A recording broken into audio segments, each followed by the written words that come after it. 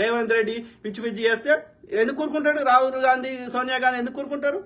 ఇంకా వాళ్ళ దాకా ముచ్చట అన్ని ముచ్చట్లు రీచ్ అవుతూనే లేదు. కానీ ఎస్, అన్ని రీచ్ చేసే ప్రయత్నం చేస్తాం. ఇప్పటికైనా రేవంత్ రెడ్డి మంచి మాటలతో చెప్తున్నాం, జడ్సన్ బ్యాక్ తీసుకో, ఆయనకి ఎమ్మెల్సీ ఆయన ఏదో ఆయన నచ్చింది ఆయన మాట్లాడుకుంటాడు. ఓకే, ఆయన ఇష్యూ బేస్కి మాట్లాడుకుంటాడు. అర్థమైందా? నేను మంచి మాటలతో చెప్తున్నా. ఇంకోటి నేనేమంటాను రేవంత్ రెడ్డి గారికి అంటే, ఈ ఎన్నికల కోడ్ ఉంది కాబట్టి ఎన్నికలు అయిపోయినాక రెగ్యులర్గా వారానికోసారి, 2 రోజులకోసారో, వారానికోసారో కంపల్సరీ ప్రెస్ కాన్ఫరెన్స్ రా, వచ్చి విలేకరులు అడిగిన ప్రశ్నలకి నీ ప్రభుత్వంలో నువ్వు ఏమేం చర్యలు తీసుకుంటున్నావు, ఏ శాఖలు ఏమేమి జరుగుతుంది, అన్ని శాఖల మీద నీకు పట్టు లేకపోతే ఆయా శాఖ మంత్రులైనా సరే ప్రెస్ కాన్ఫరెన్స్కి వచ్చి, ఓకే, ఈ ప్రజలు విలేకరులు అడిగే ప్రశ్నలకి, ఈ యొక్క ఎవడైతే విమర్శిస్తుండో వాళ్ళ ప్రశ్నలకి, ఆ యొక్క బీజేపీ బీఆర్ఎస్ చెప్తున్న ప్రశ్నలకి వాడు రైతు బంధే వెళ్ళేదంటాడు. ఇప్పుడు ఆయన ఏమంటున్నాడు, వ్యవసాయ శాఖ మంత్రి ఏమంటున్నాడు, మన తుమ్మల నాగేశ్వరరావు గారు 90% రైతులకి మేము వేసినాం, ఇంకో 10% రైతులకి వేయాల్సి ఉంది, వేస్తాము అనేది ఆయన క్లియర్గా స్టేట్మెంట్ ఇచ్చిండు. ఆ స్టేట్మెంట్ ఎంతమందికి రీచ్ అయింది? కాబట్టి రెగ్యులర్గా ఏమేం చేస్తున్నారు, ఏమేం పైప్ లైన్లు ఉన్నాయి, ఏమేం చేయాలనుకుంటున్నారు, ఏమేం పథకాలు మనం హామీలు ఇచ్చినాం, ఎంతవరకు ప్రోగ్రెస్ వచ్చింది, ఎప్పుడు చేయాలనుకుంటున్నారు, ఇవన్నీ రెగ్యులర్గా ప్రెస్ కాన్ఫరెన్స్ వచ్చి ప్రజలకు చెప్తే ఈ యొక్క విమర్శించే వాళ్ళ నోర్లు బంద్ అవుతాయి. ప్లస్ ప్రజలు కూడా ఓకే ఫలానా టైంలో వస్తున్నాయి, ఫలానా టైంలో అవుతున్నాయి అనేది వాళ్ళకు కూడా ఒక అవగాహన ఉంటుంది. కాబట్టి వీళ్ళు దుష్ప్రచారాలకి, వీళ్ళు బీజేపీ బీఆర్ఎస్ ఇంకోరన్నా ఈ దుష్ప్రచారాలు చేసే వాటికి ప్రజలు అవి నమ్మరు. మనం రెగ్యులర్ గా ప్రజలకు వచ్చి ఆ యొక్క వాస్తవాలు చెప్తే.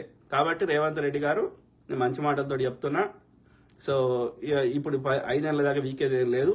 సో రెండోది, ఆ బీఆర్ఎస్ ను వ్యతిరేకించినాక ఇలా కావ్య కడియం తీసుకొచ్చి నువ్వు టికెట్ ఇస్తే, బీఆర్ఎస్ నచ్చకనే వాళ్ళని పక్క పెట్టినాక ఇప్పుడు కావ్య కడియం టికెట్ ఇస్తే ఎట్లా ఓటేస్తారు వరంగల్ ప్రజలు?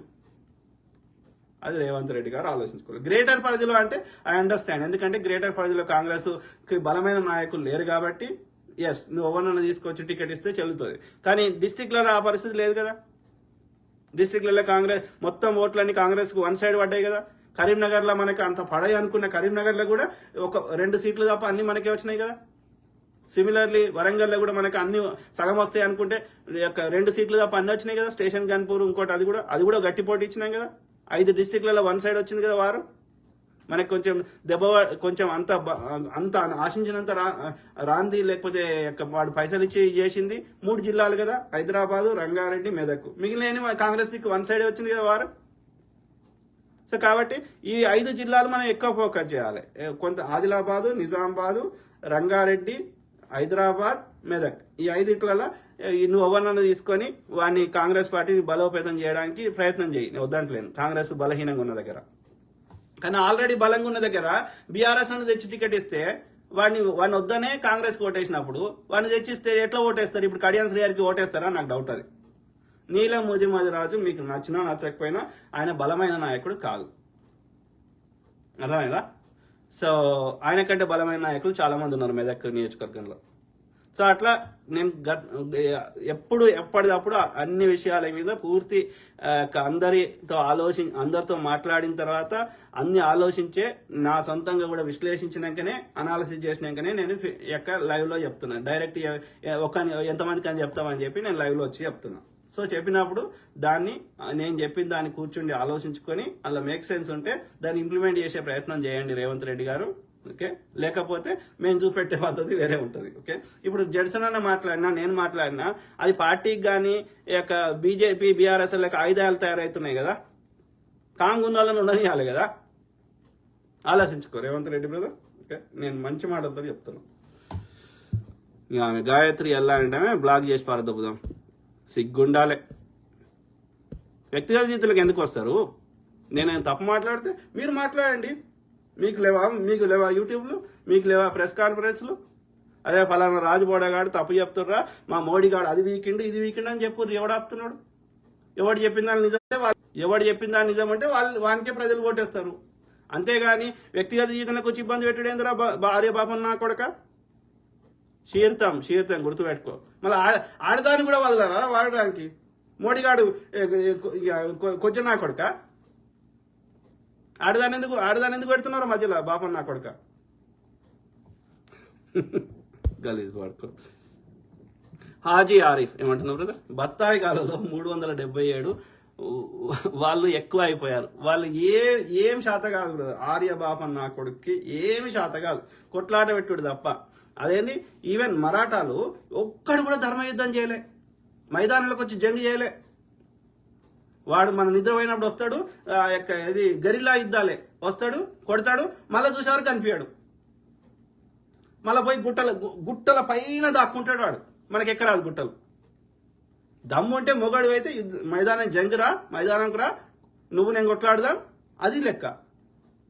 వాడు ధర్మయుద్ధం చేయడు, బ్యాక్ స్టాపింగ్. నీ అన్నతోటి నీ తమ్మునితోటి నీకు ఓడిపిస్తాడు. నీ అన్నకు తమ్మునికి ఏం చెప్తాడు? వాడు బలహీనుడు ఉంటే నీ ఆస్తి అంతా వానికి వచ్చినాడు చేస్తా అంటాడు, లేకపోతే వాడిని రాజుని చేస్తా అంటాడు. అది బ్రిటిష్ వాడి పాలసీ, విభజించు పాలించు.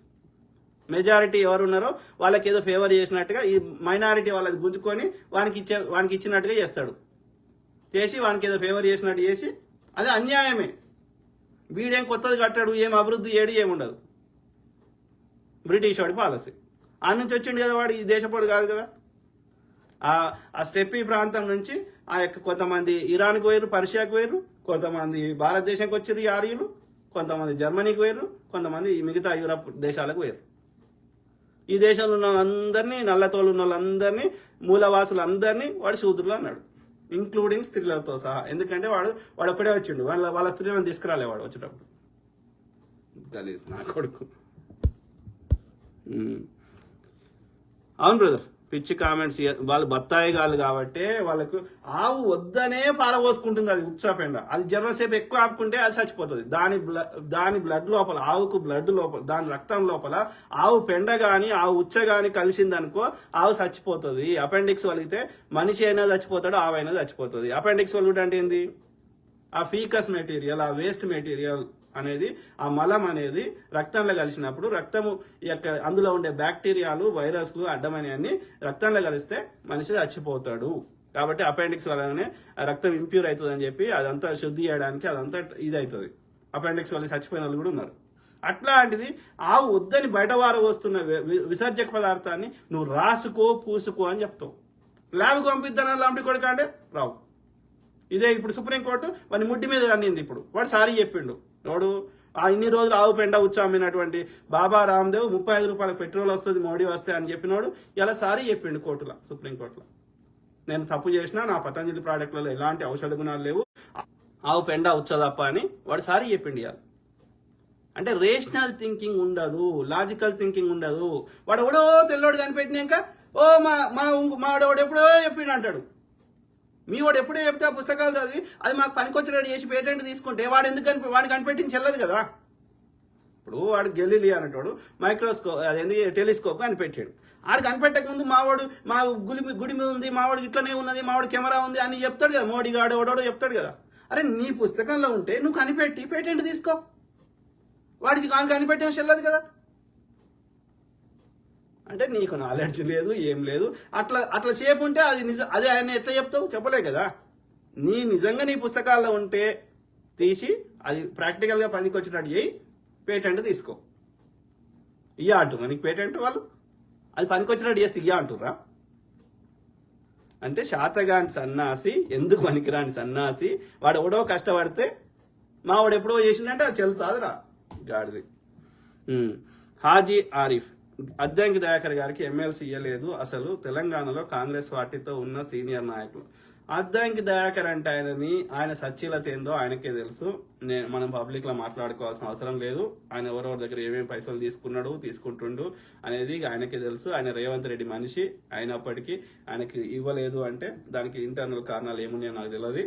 సో ఏది ఏమైనప్పటికీ అద్దంకి దయాకర్ని పక్క పెట్టండి. కానీ ఈ జడ్సన్ బ్రదర్ అయితే జెన్యున్ క్యాండిడేట్. అట్లా జెన్యున్గా కష్టపడుతున్న వాళ్ళు చాలా మంది ఉన్నారు. కానీ ఈ రేవంత్ రెడ్డి గారికి నేను అబ్జర్వ్ చేసింది, ప్లస్ వేరే వాళ్ళు కూడా చెప్పిన దాన్ని బట్టి ఆయనకి జై అంటే చాలు. జై అనకపోతే, వాస్తవాలు మాట్లాడితే ఆయనకు రుచించదు. అది మంచి పద్ధతి కాదు. ఆ జై తోటి ఏం ఊరు లేవది, పీరు లేవది, దాంతో ఏమి లాభం లేదు. ఆ జై అంటే దానివల్ల నష్టమే జరుగుతుంది కానీ లాభం జరగదు. ఎందుకంటే నీకు వాస్తవాలు తెలివై. అందుకని రాజు ఆస్థానంలో ఎవడన్నా పుస్తకాలు రాస్తే ఎవడు నమ్మేవాడు కాదు, ఇప్పటికీ నమ్మరు. ప్రతి రాజు కింద ఆస్థానంలో కవులు ఉండేవారు, వాళ్ళు పుస్తకాలు రాసేవారు. కానీ వాళ్ళని ఎవ్వడు నమ్మరు, అప్పుడు నమ్మరు, ఇప్పుడు నమ్మరు. ఎందుకంటే వాడు రాజును పొగిడేవాడు, పొగిడితే వానికి అగ్రహారాలు, వాని యొక్క మణిహారాలు ఇవి ఇచ్చేవాడు రాజు. అందుకని చరిత్రను తెలుసుకోవాలంటే రాజు చెక్కించిన శిలాశాసనాలు కానీ, విదేశీ యాత్రికులు, వ్యాపారస్తులు కానీ, వర్తకం కోసం కానీ, లేకపోతే చరిత్రకారులు కానీ భారతదేశ పర్యటనకు వచ్చినప్పుడు వాళ్ళు రాసిన పుస్తకాలనే ప్రామాణికంగా తీసుకుంటారు. ఎందుకంటే వాళ్ళు నాట్ ఇన్ఫ్లుయెన్స్డ్. బట్ ఇది పరిస్థితి, అర్థమైందా? కాబట్టి నేనేం చెప్తున్నా రేవంత్ రెడ్డి గారి కంటే, ఇప్పుడు వెనకటి రాజులు కూడా ఏది వాళ్ళ పరిపాలన ఎట్లుంది అనేది తెలిసేది కాదు. వాళ్ళ కింద ఉన్న మంత్రులు, వాళ్ళ కింద ఉన్న వాళ్ళందరూ బాగుంది, రాజా మంచి ఉంది అని చెప్పేవారు, వాడు ఖుషి అయిపోయేటాడు. కానీ నిజమైన మంచి రాజు ఏం చేస్తాడు అంటే, చెడ్డ రాజు ఉంటే వాడు పట్టించుకోకపోతుండే, ఏదో ఇక మంత్రులు ఎవడో ఏదో నడిపిస్తుండే, కానీ ప్రజలు ఇబ్బంది పడుతుండే, ఏదో నడుస్తుండే రాజ్యం. కానీ మంచి రాజు అనేటోడు ఏం చేస్తాడంటే మారు వేషంలో పోయేటోడు, ప్రజల దగ్గరికి పోయి ప్రజల యొక్క అభిప్రాయం ఏందో డైరెక్ట్గా తెలుసుకునేవాడు. కాబట్టి జై తోటి నష్టమే కానీ లాభం లేదు. ఎవడైతే వాస్తవాలు చెప్తుండో వాళ్ళ యొక్క డైరెక్ట్ వినాలి. నెగిటివ్ వాడని తిడుతున్నాడు, చెప్తున్నాడు అంటే అందులో ఎంతో కొంత వాస్తవం ఉంటుంది. కాబట్టి దాన్ని పరిగణలోకి తీసుకొని దానికి తగ్గట్టుగా మనం ఏమేమి రెమెడీ చేయొచ్చు, ఏమేమి అందులో చర్యలు తీసుకోవచ్చు అనేది ఆలోచించాలి. ఆడు మంచి రాజు అవుతాడు. జై భజన వాడుకుంటే ఇట్లనే చేస్తే మేము పొద్దుగాలు వేస్తే ప్రజల్ని ఎక్స్పోజ్ చేస్తాం. ఇక మేము ఎన్ని చెప్పినా కాంగ్రెస్ అధిష్టానం కూడా వినకపోతే, కాంగ్రెస్ ఐడియాలజీ నచ్చినా మేము కొత్త పార్టీ పెట్టుకోవాల్సిన అవసరం ఏర్పడుతుంది. ఓకే, దరిద్రపది అది వచ్చినప్పుడే నేను ఆ రోజే అనుకున్నా, గాయత్రి ఎల్లా అని పెట్టుకున్నావు. ఎన్నిసార్లు నాకు video call sir 2 minutes sir అంటే, అది ఆడియో కాల్ మాట్లాడదంట, వీడియో కాలే మాట్లాడుతుందంట.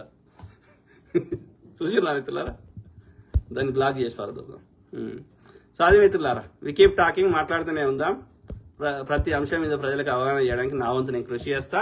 Okay, God bless all, take care, good night, bye.